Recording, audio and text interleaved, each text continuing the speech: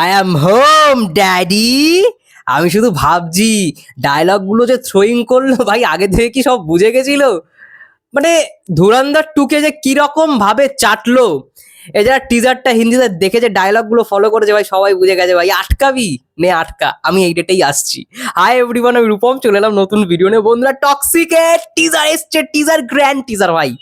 লাস্টে যা দেখালো, আমি ভেবেছিলাম হয়তো ইয়াশকে এরকম ভাবেই দেখে যাবো সারা জীবন, এই বড় বড় দাড়ি, বড় বড় চুল। এইখানে দেখবো, এখানে এমন একটা লুক রয়েছে, বড় চুল, ওই বাথটবের মধ্যে বসে অনেকটা কেজিএফ এর মতো লাগছে। ঠিক আছে, আরো যে সমস্ত লুকগুলো রয়েছে মানে সেম সেম লাগছে, ইয়াশকে সেমই লাগছে। বাট সর্বশেষে ভাই দাড়ি ছাড়া ওই লুকটাকে রিভিল আউট করেনি, পুরো পেছন ব্যাক সাইড থেকে দেখিয়েছে। এবং লাস্টের ডায়লগটা আই অ্যাম হোম ড্যাডি, আগের টিজারটায় ছিল হচ্ছে ড্যাডিজ হোম, এইবারে হয়ে গেছে আই অ্যাম হোম ড্যাডি। এবং ডায়লগগুলো ভাই একবার চালিয়ে শোনায়, বলছে আমি যতক্ষণ না ওভার করব ততক্ষণ কোনো গেমই ওভার হবে না। ঠিক আছে ভাই, এই ডায়লগটা সেরা দিয়েছে। চলো একবার চালিয়ে নিয়ে, এই ডায়লগটা ভাই সেরা সেরা, হিন্দিটাই চালাই, আমার ভাই সেরা লেগেছে। আর টিজারের কাট আমি বলবো না, আমার খুব ভালো লেগেছে। কিছু কিছু রিদিমের সঙ্গে জিনিসগুলোকে ম্যাচিং ওরকমভাবেই কেটেছে, যাতে একটু নতুনত্ব ব্যাপার থাকে।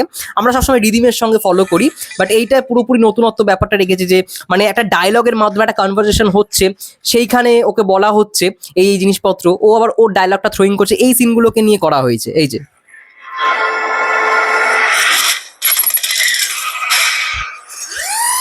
মনস্টার মাইন্ড, ভিজুয়ালি ভাই সেই।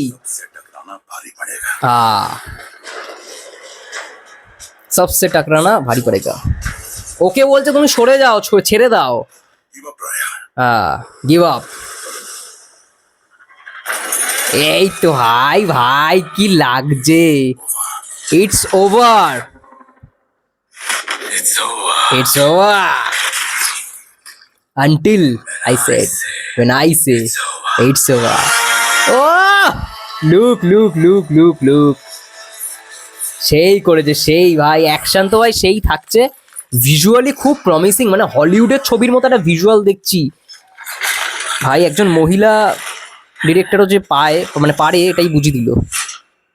আনটিল আই হ্যাভ চেঞ্জ, এই যে ম্যানার্স।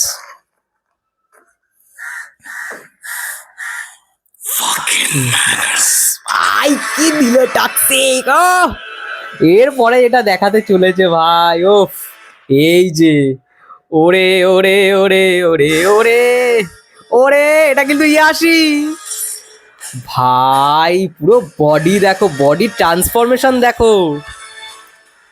ওরে ভাই রে ভাই, এবার সাইডে দেখাবে আই এম হোম ড্যাডি।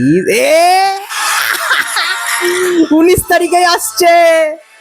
ধুরন্ধরকে কিরকম ভাবে জবাবগুলো দিল ভাই ডায়লগগুলোর মাধ্যমে। আমরা কিছুদিন আগেই শুনছিলাম যে হিন্দি বেল্টে যারা ডিস্ট্রিবিউটর রয়েছে তারা বারবার বারণ করছিল টক্সিককে না আসার জন্য।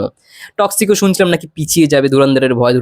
ধুরন্ধর অবভিয়াসলি ভালো সিনেমা হয়েছে, ধুরন্ধর 2ও ভালো হবে, অবভিয়াসলি দুটোরই হাইপ রয়েছে। বাট এটার ভাই সেই ভাই চরমার। সাউথের ভাই ইয়াশের ফ্যান ফলোয়ার্স মানে তো জানোই, সাউথের প্রত্যেকটা স্টারেদের ফ্যান ফলোয়ার্স মানে তো জানোই, ওরা ভাই সিনেমা আসা মানে সেটাকে ফেস্টিভ্যাল হিসেবে দেখে।